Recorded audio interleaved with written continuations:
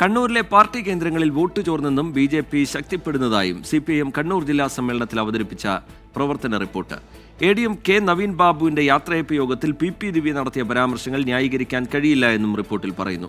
അതേസമയം PP ദിവ്യയെ അനുകൂലിച്ചും എതിർത്തും ചർച്ചയിൽ പങ്കെടുത്ത പ്രതിനിധികൾ നിലപാടെടുത്തു.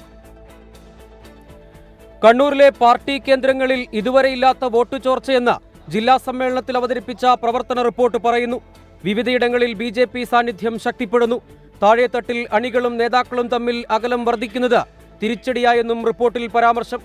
ADM നവീൻ ബാബുവിന്റെ യാത്രയപ്പ് യോഗത്തിലെ ദിവ്യയുടെ പരാമർശങ്ങളെ റിപ്പോർട്ട് കുറ്റപ്പെടുത്തുന്നു.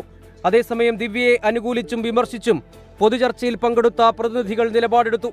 വിവാദങ്ങൾ പാർട്ടിക്ക് തിരിച്ചടിയായി. ദിവ്യയുടേത് അപക്വമായ പെരുമാറ്റമെന്നും വിമർശനം. ദിവ്യ സ്വയം അധികാര കേന്ദ്രമായി മാറാൻ ശ്രമിച്ചുവെന്നും പ്രതിനിധികൾ കുറ്റപ്പെടുത്തി. ദിവ്യക്കെതിരായ നടപടി മാധ്യമ വിചാരണയ്ക്ക് വഴങ്ങിയെന്ന തോന്നലുണ്ടാക്കിയെന്ന പാർട്ടിക്കെതിരെയും വിമർശനം. സ്വർണ്ണക്കടത്ത് ആരോപണത്തിലെ P ജയരാജന്റെ സമൂഹമാധ്യമ പോര് ആരോപണ വിധേയരെ പിന്തുണയ്ക്കുന്നുവെന്ന തോന്നലുണ്ടാക്കിയെന്നും വിമർശനം. 24 കണ്ണൂർ.